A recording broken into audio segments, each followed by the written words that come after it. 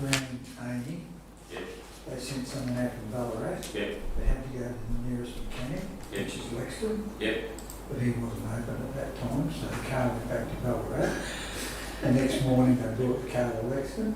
He wasn't open. Yeah, so he wasn't. No, his word. So I'm talking to Amy and eventually we brought it up to Navago. Yeah. But yeah, we're sitting outside the Spring pub. How do we get up?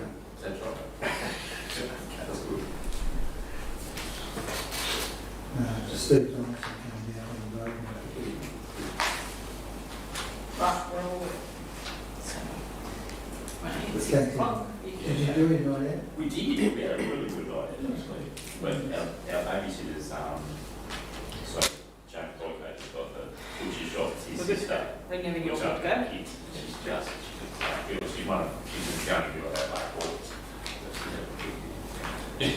Not tough upbringing, but you know, she knows how to do it and stuff. And then I was sitting there going, the farmer didn't get on out to Wednesday night.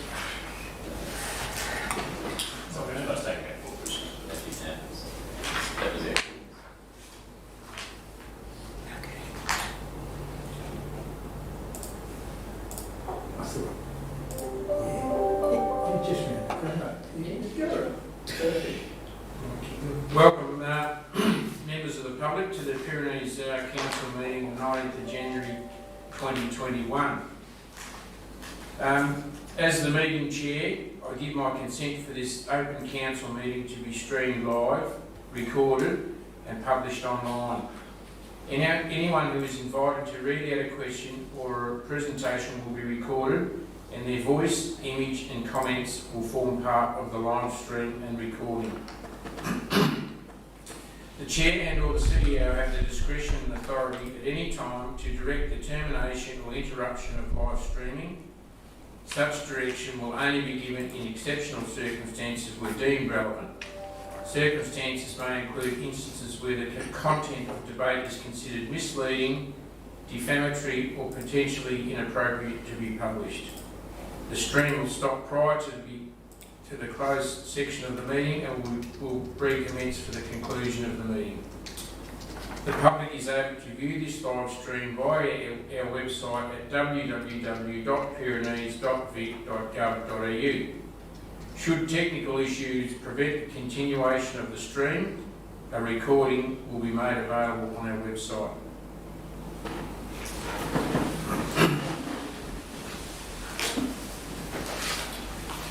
Heavenly Father, we ask you to give your blessing to this council, direct and prosper its deliberation to the advancement of your glory and the true welfare of the people of the Pyrenees Shire. Amen. We acknowledge that people past and present of the Wadawurrung, Jarjarwurrung, Eastern Mar and Watchabolik tribes whose land forms the Pyrenees Shire. We pay our respect to the customs, traditions and stewardship of the land by the elders and people of these tribes on whose land we meet today. Call for any apologies. We have an apology from Councillor Keogh. Notice of disclosure of interest by councillors and officers. I do note that I have in relation to the East Grampians pipeline, I do have a declarer conflict there. Confirmation of the previous minutes. The minutes of the ordinary meeting of Council held on 8th of December 2020 and closed meeting Council held 8th December 2020 as previously circulated by Council be confirmed. Thanks, Councillor Clark. Keith, second, and Councillor Rees. All those in favour?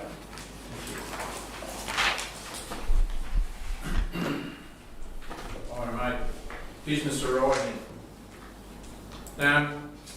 Responses to questions taken on notice at the previous ordinary council meeting on the 24th of November 2020. So outlined there in the minutes is a number of questions, and following the council meeting, Mr Galena was provided with the following responses as outlined by Douglas Gowans in relation to these questions. Those responses are reflected in the council minutes. There was no public participation, item 9. Members of the public are encouraged to ask questions of council at ordinary council meetings. In normal times, questions may be asked by members of the public in person. However, at present, community members are not permitted to attend council meetings in person due to the COVID-19 pandemic. Questions can be submitted online through council's website, by mail or hand-delivered. Questions are to be received by 12 noon on the day of the meeting in accordance with the council's governance rules. A person can submit a maximum of 2 questions on any topic, and the questions and its responses shall not exceed 5 minutes. Questions are read by the chairperson during that public participation. The chairperson may accept or reject any questions or summarise the question before putting it to the meeting. The chairperson may disallow a question if it is phrased as a statement rather than a question, relates to matters outside the duties, functions and powers of council, is defamatory, indecent, abusive, offensive, irrelevant or objectionable in language or content, is a repetition of a question already asked or answered, whether at the same or an early meeting, is aimed at embarrassing a councillor or council officer. The chairperson or councillor officer to whom a question is referred may immediately answer the question or take the question on notice for the next ordinary meeting. And at this point in time, there's no questions being tendered from the public. So that will take us to item 10, items for noting. I take it that those items for noting have been read by councillors. Is there any, yes, Councillor Clark? If I can just ask a question, please, Mr. Randall, on item 10.3. Mr. Randall, can you just give us a bit of an outline of how we're going to go through all these plans that we have to get adopted as per the new Local Government Act in over this next 6 months? Just what things might come to council from the community, please. Through you, Mr Mayor. Thank you, Councillor Clark. With regards to the engagement policy, which is due to be adopted by Council in February, that's been out for public consultation since before Christmas, and we've had 2 external submissions and 2 internal. So the policy is in a period of redrafting now, ready for consideration again by Council. With regards to the 2 main key plans of Council, where the community vision and the council plan itself, which we need to be done by October of this year, but we're aiming for June.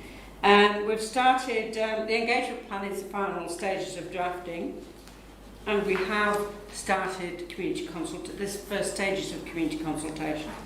For a postcards mail drop, which ask a couple of simple questions of the community, what do they really like about their community, I can't actually remember what the other one was, but similar questions to that. And also seeking expressions of interest if the community are interested in forming part of the community reference group. We've already started getting feedback from those and expressions of interest from interested members of the community, so that's good. Terms of reference for that community reference group has already been up and developed, and as part of the consultation, the website has been developed, or web pages on our website has been developed, and that is giving information at the moment, as well as the ability to answer the questions on the postcards, but it will evolve into a more interactive website in the near future as we go into consultation, so it will enable people to give feedback on particular documents. So that's well in train. We're intending to have at least 3 community forums with the community engagement group, so I anticipate that they'll probably take place in March and April, which will give us time to draft the community vision. And during all of this period, we'll be consulting with council again to make sure that they're kept informed along the way with the community vision development, so we can plan more the council plan alongside the community vision. So hopefully we should be able to get it on time. We're working backwards from June, so that's what we aim for. But we do have the legal buffer to the end of October if we really need it, but I hope we don't. Thank you very much. Councillors, any further questions or queries in relation to the items for noting? Can I have someone move those items be quickly? Councillor Leeson, Councillor Vance, all those in favour?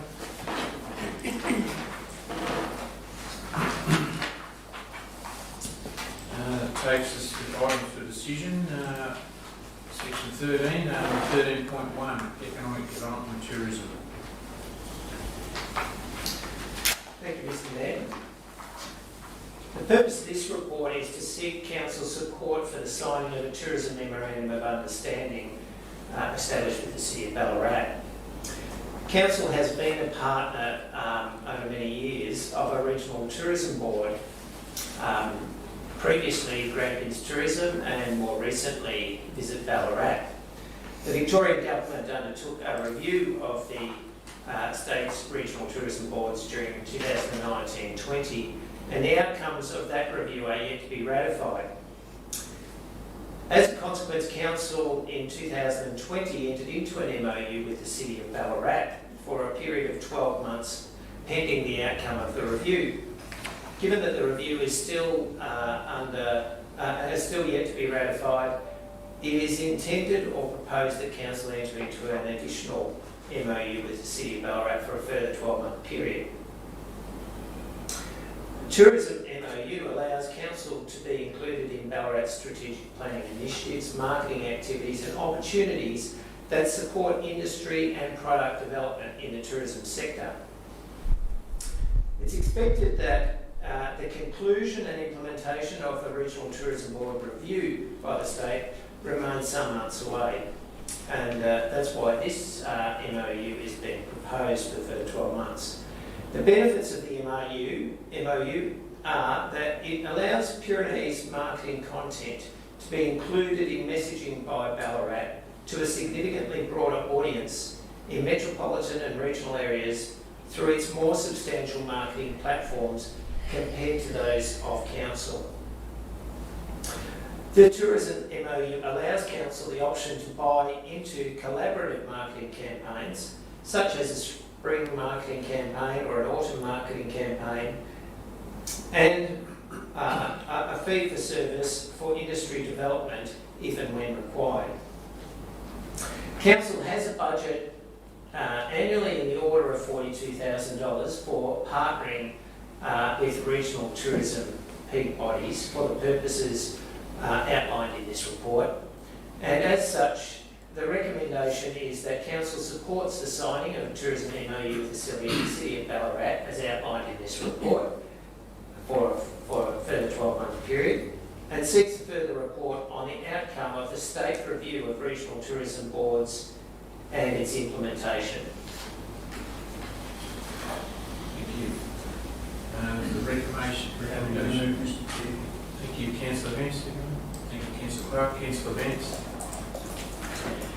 Considering, Mr Mayor, our recent experiences working with Ballarat prior to the changes in their approach to tourism, has been a very successful one for Pyrenees Shire, I believe, and to be able to continue on for a further 12 months or until such time as we understand the outcomes of the state review, it's money well spent in my opinion, and we realise on the back of the COVID situation that tourism has suffered dramatically, and any assistance we can get to bring tourists into our region at this stage of the piece is invaluable.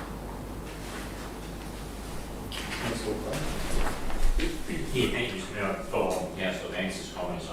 I think certainly Ballarat, there was a real logic in our alignment with Ballarat earlier in the piece, and that logic still applies. Certainly my sense is from talking to a few of the business operators that there makes huge sense to them to be linked in this context. So yeah, very good that we can continue this on for further 12 months. All those in favour? Thank you. Item 13.2, corporate community services. Ms Bramwell, please. Thank you, Mr Mayor.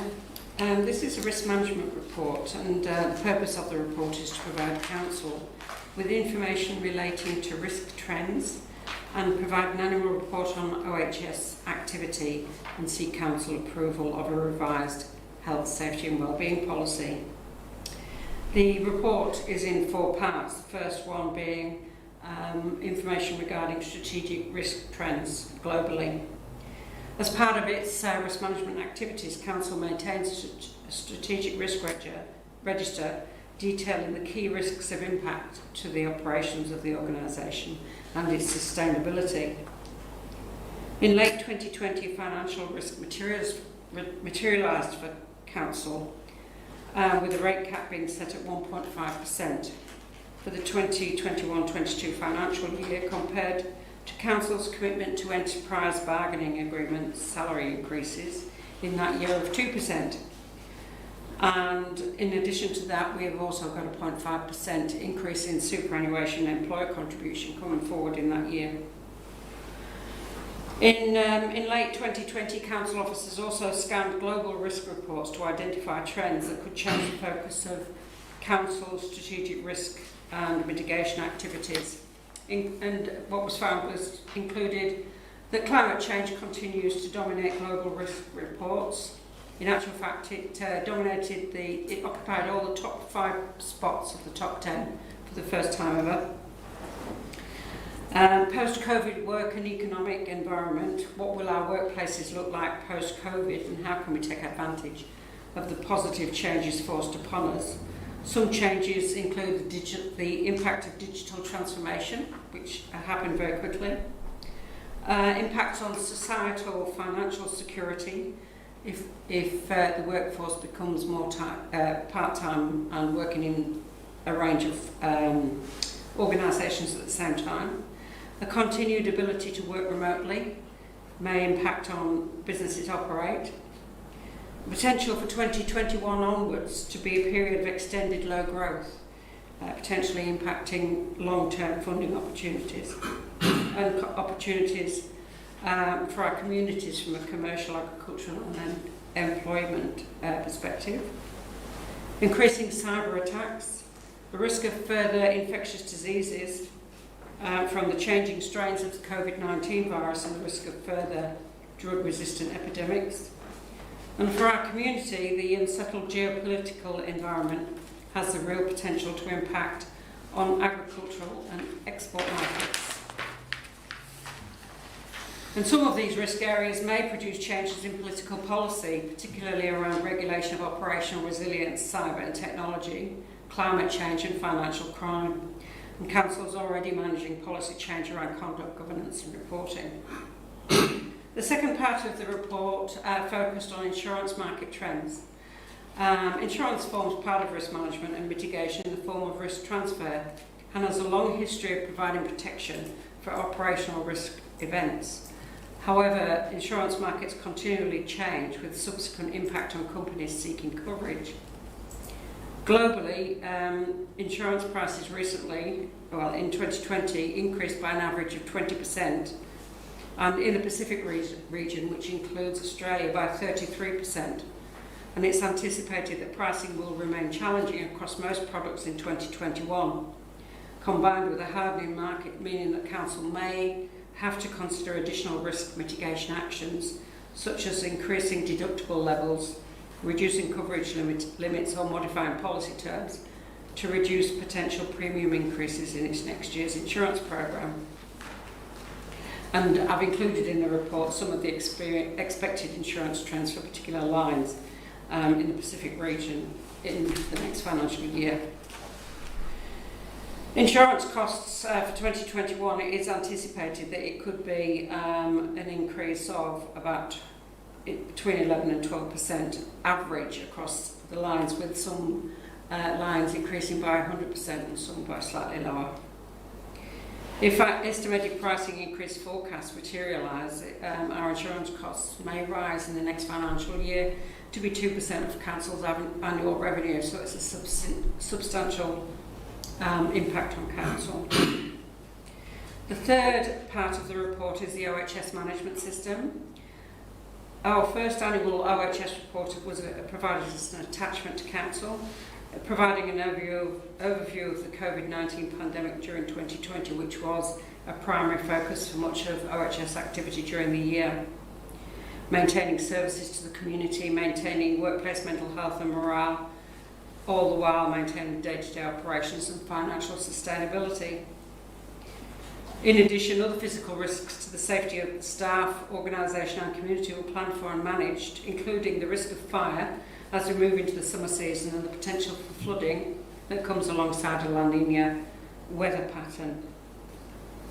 I've also detailed there some of the key focus areas for 2021. The fourth part of the report was for the health, safety and wellbeing policy. In accordance with Council's review schedule, the policy was reviewed and the revised draft attached for Council's consideration and adoption. The review made very little changes, finding that it remained current and relevant. So very few changes were made. So the risk report that I've provided is part of Council's regular risk reporting regime, focusing on 4 key areas. And it's the recommendation now that Council notes the information contained in the report and adopts the revised health, safety and wellbeing policy. Thank you. Thank you, Ms. Brown. Councillors, we have a recommendation now.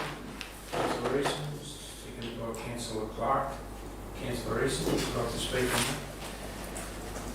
Mr. Bramwell, the one area of the report that struck me, and I probably hadn't given it enough thought throughout the process, but you mentioned here the mental health of our staff throughout the COVID situation.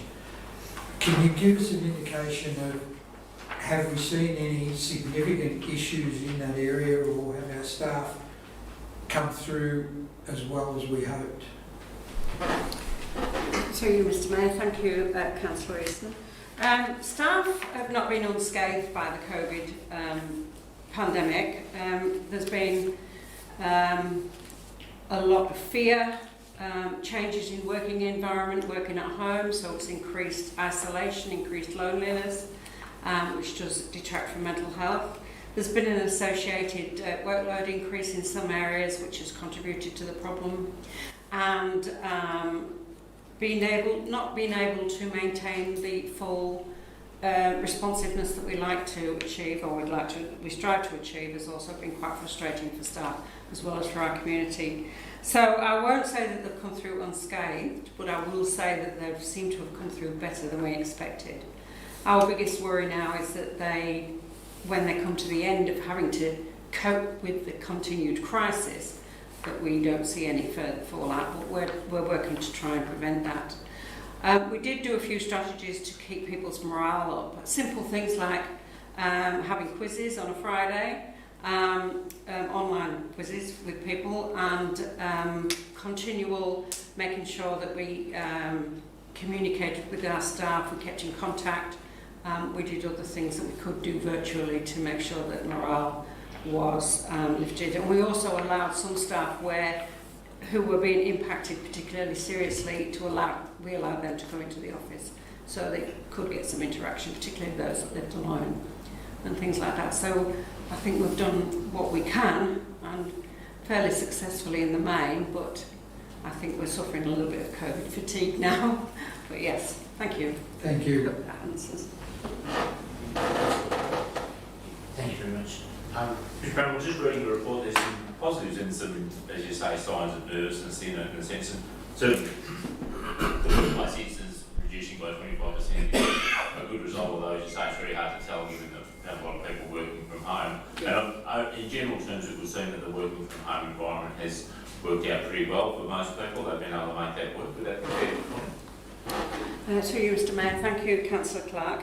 Yes, I think working from home has worked for the majority of people that have, and we've tried also to maintain the safe environment. So we recognise, of course, that working from home means that the workplace is now part of the work environment, and we've got an obligation to maintain that safe environment. So we've allowed people to duplicate workplaces in both home and at work, so duplicate monitors, all the equipment that we've been allowed to take, and where people have had particular work desks or things like that to meet particular needs, we've allowed them to take them as well. So we've done everything we can to make them physically safe, and as I said before, we tried to make them mentally safe, but the majority of people seem to have responded quite well, and myself, I turned into a natural hermit, so that was quite...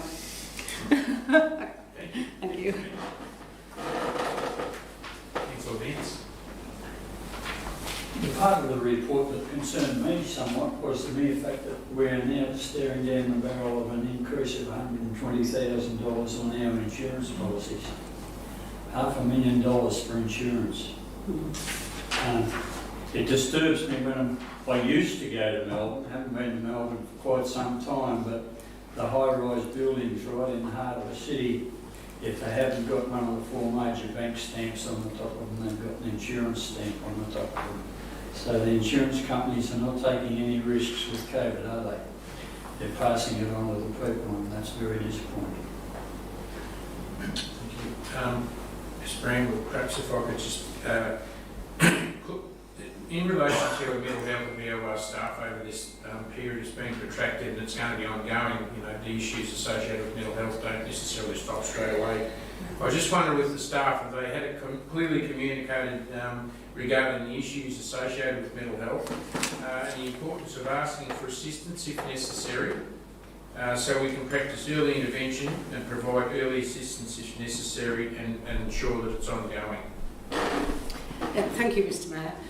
Yes, we've been conducting monthly surveys of staff to try simple surveys using emojis to try and gauge the stage at that time. So a snapshot of mental health at those particular times, and then we've tried to look both at groups and the organisation as a whole. So we've tried to do some early intervention prospects that way. We've also been discussing it in messaging and videoing it to make sure that people understood that we were accessible. We've also promoted the use of our employment assistance programme, because they're actual professionals that can help better than we can. So I think that we've been keeping on top of what people have been feeling and trying to respond as quickly as we can. Thank you. Thank you, Mr. Bramble. Very important piece of work. And I just probably the only other thing that we just want to make sure that everyone knows, and especially our staff, that if they want to come forward with an issue, it's strictly confidential. So we've had that recommended. All those in favour? Thank you. Brings us to item 13.3. It's in relation to the East Grampians pipeline. I'd like to CEO Jim Nolan. Prior to doing that, I'd like to just declare that I have a declared conflict of interest here, and while this is being considered, I'll vacate the meeting, but prior to doing that, I'll call for a nomination for an interim chair, please. I nominate Councillor Clark. Thank you. Councillor Clark. Thank you, Mr. Mayor. Mr. Nolan, if you please brief us on this a little more. Thanks, Councillor Clark. The purpose of this report, councillors, is to obtain formal support from Council for the East Grampians Rural Pipeline project, on which Council has previously been briefed, and to obtain Council's endorsement of the approach to the planning scheme amendment that would facilitate the project. So the East Grampians Rural Pipeline project is being led by Grampians Boomerang Water, as you're aware, and involves area of land across the 3 councils involving Ararat, Northern Grampians and Pyrenees Shire. Pipeline will service up to 1,500 rural farming properties and over 5,300 hectares in area. And the purpose of the project is to increase productivity and diversity across the agricultural sectors while enhancing community wellbeing, safety and resilience of the community that it serves. The project has been fully funded through the federal government, state government and GWM order, with landowner contributions making up the balance. And Council has previously been very active in advocating for funding for this project. Council has been supportive of the project since the first proposal, and officers have participated on the project steering committee. The project will service a small area within the Pyrenees Shire, generally east of Stratham and the southern part of the Shire. The Minister for Planning has determined that the project does not require an environmental effects statement to be prepared, subject to a project design and impact assessment report being developed to the satisfaction of the Minister. So this report will be prepared in consultation with DELP and other relevant agencies. And that project design and impact assessment report that is required to be prepared to the satisfaction of the Minister in support of the EES exemption must include a range of provisions, including proposed alignment, locations, design, siting, etc. It includes predicted environmental impacts of those alignments and design on biodiversity, vegetation, flora and fauna. It includes mapping that clarifies the locations of the proposed infrastructure, investigations, surveys, and a range of other technical assessments that are necessary that would also normally be accompanied with an environmental effects statement. So GWM have undertaken to undertake this work to the satisfaction of the Minister. And in order to expedite the approvals process that commences construction, before it commences construction, GWM intends to request the Minister for Planning to amend the relevant planning schemes under Section 24 of the Planning and Environment Act, which would exempt the project from being formally exhibited as defined under Section 19 of the Act from a planning's permit requirement. Project development has involved engagement with stakeholder groups that include traditional owner, government agencies and recipient and infrastructure hosting landowners. By supporting the planning scheme amendment under Section 24 of the Planning and Environment Act, Council would be confirming its satisfaction with the process that's being proposed by GWM being wholly administered by DEL. Such an approach is usually appropriate where a regional level project is proposed, as it allows joint project management by DEL, and in this case, a regional project involving 3 local government areas. In conclusion, the East Grampians Rural Pipeline is an infrastructure project that is effectively a game changer for this region and will ensure positive outcomes for landowners and rural community members within the Pyrenees, Northern Grampians, Ararat, Rural City local government areas. The Minister's conditions relating to the exemption of an EES will ensure that environmental values are effectively managed to the satisfaction of the Minister. And as such, there is a recommendation there, Council, that Council affirms its support for the delivery of the East Grampians Rural Pipeline project. The Council supports officers in continuing to attend the East Grampians Rural Pipeline Steering Committee meetings to ensure the project addresses the interests of the Pyrenees community, and that Council supports a planning scheme amendment to facilitate the project that would exempt the Minister from the requirements of Section 19 of the Planning and Environment Act 1987. Thank you, Mr. Knoll. Councillors, we have a thank you, Councillor Rees, you may remove. Councillor Vance, thank you. Councillor Weston. Thank you, Councillor Clark. These are the sort of projects that provide some certainty to our farming communities. Water is the lifeblood. We get nothing out of our farming communities unless it rains or we can provide water in some other way. Grampians, Wimmera and Mallee are very good at this sort of project. They've done them before and have been very successful, and have others in the pipeline that may help Pyrenees Shire at some later stage. I commend this report to the Council. because I think our communities in a drying climate need more and more access to other forms of water. Thank you, Councillor. Councillor Just to reiterate Councillor Easton's remarks, water is the lifeblood of the land, we know that. Those south of the divide this year might think that it will be too much and they don't need any coming through a pipeline, but we can see from the benefits of the pipeline from Stawell out to the Landsborough Valley, there's been numerous farmers there guaranteed of no problems with the drought. They've got guaranteed water supply for their homes and their stock, and I'm sure that there'll be many, many farms and towns, including Laura and Stratham, Moyston along the way, that will benefit from this as well. The Pyrenees Shire doesn't have a large foothold in the proposed pipeline, but those that will benefit from it will greatly appreciate it, I'm sure. So more than happy to support the proposal. Thank you very much, Councillor Vance. Yeah, it is very good to see this project. Council's been a strong supporter. In fact, the original support goes back to when I was mayor in 2018, I think, when the project was first really kicked into touch, which is really terrific to see. And this will help, and it's logical that the process is considered instead of 3 planning amendments, there's only 1, and that makes huge sense.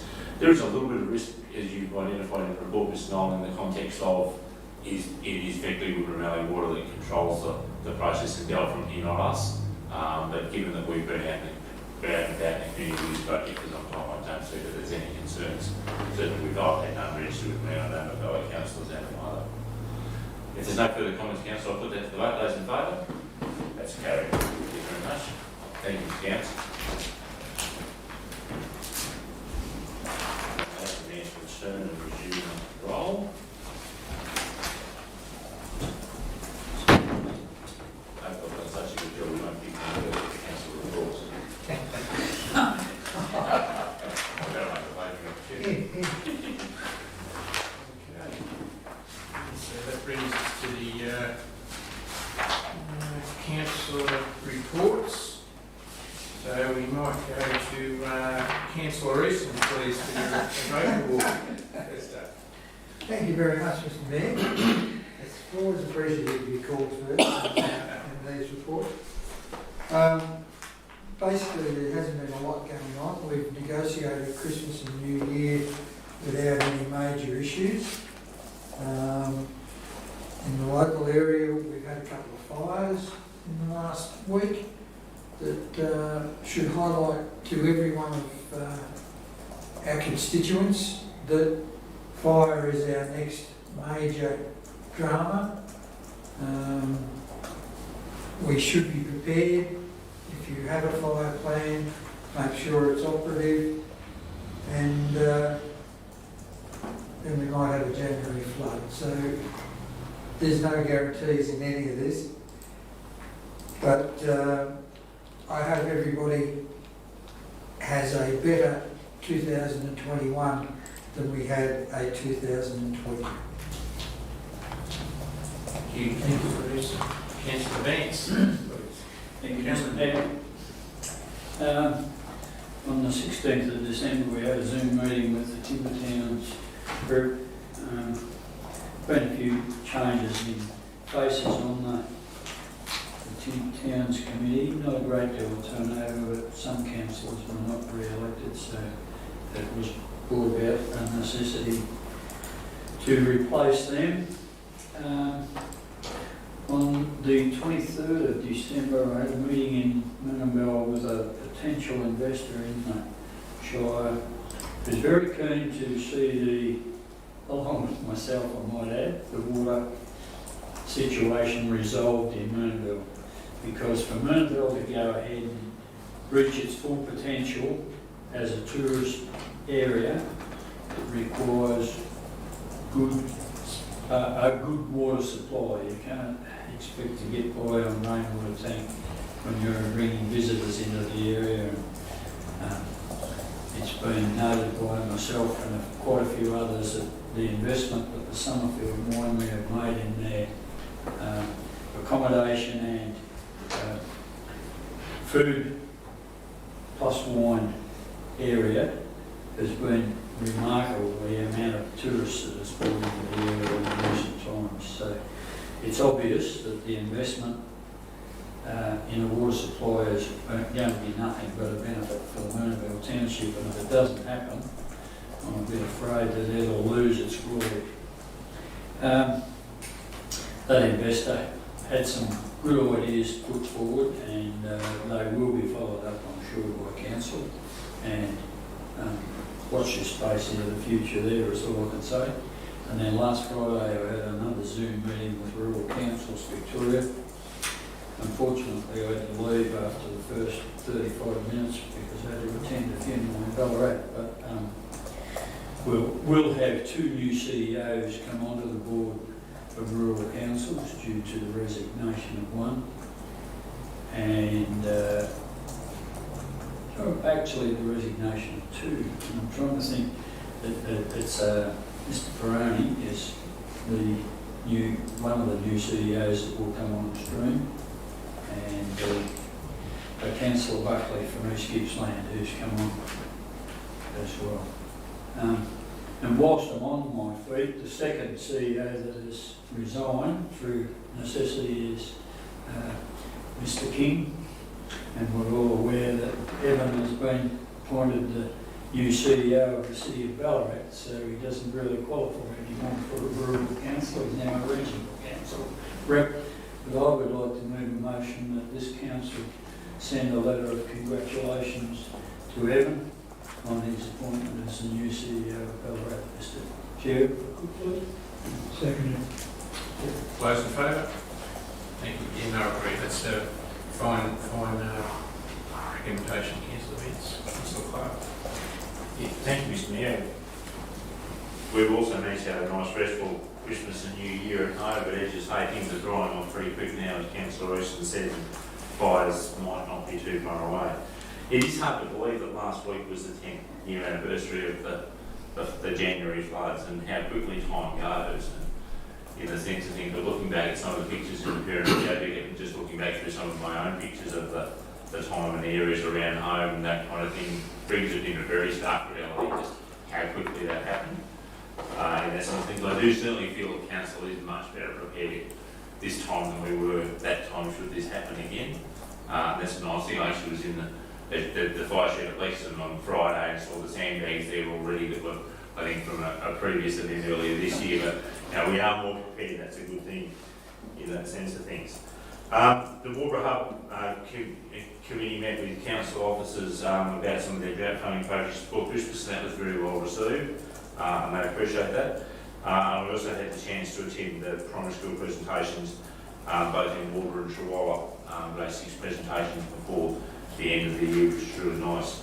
There's been plenty of people using the restful time of Christmas to give me a ring and say, can you come and look at this roadside slashing issue or this drainage issue or those kind of things. So I've certainly been out and about a bit, but that's all good, and I'll feed those all into the offices and they can deal with them from there. Thank you, Mr. Mayor. Thank you, Councillor Clark. So it was good to have a bit of a break over the Christmas and New Year period, but nevertheless, as the councillors all know, and the fun doesn't necessarily stop there just because it's Christmas or New Year, but nevertheless it was good to get a bit of a break, but we're back into the swing of things now. So I've had the regular, some council induction sessions, some briefing sessions, council meeting, Mayor's induction session, Mayors and CEOs meeting. That's an interesting one. First time I've been involved in that, and some interesting conversations and interesting ideas through that, and there's more of those to come through the year. A couple of meetings with some constituents, which again is, any time of the day you could get a phone call and lend your ear to what a constituent might have to say. Christmas Day, I was very pleased to be involved again in the Christmas luncheon that was put on in Beaufort. We had 9 residents from across the municipality attend, so although it was down a bit from last year, nevertheless it was good, and it was a lovely dinner, and there were some very interesting conversations. And of course it will be ongoing, and it's a legacy started by our late councillor Michael O'Connor and his wife Judy, and certainly will be ongoing. And it was just put on for those who may not have had somewhere to go or someone to spend Christmas with. So it's a really important day, I thank those people for coming along. I'd just also like to thank the council staff for the continued provision of services, although restricted through the Christmas and New Year period. So although a lot of the services were restricted, we did have people still providing those services through the time when a lot of people were at home spending time. So I really do thank those people and appreciate their efforts. And that's about it for me. Thank you. Mr Mayor, I'd like to congratulate you on continuing the Christmas luncheon.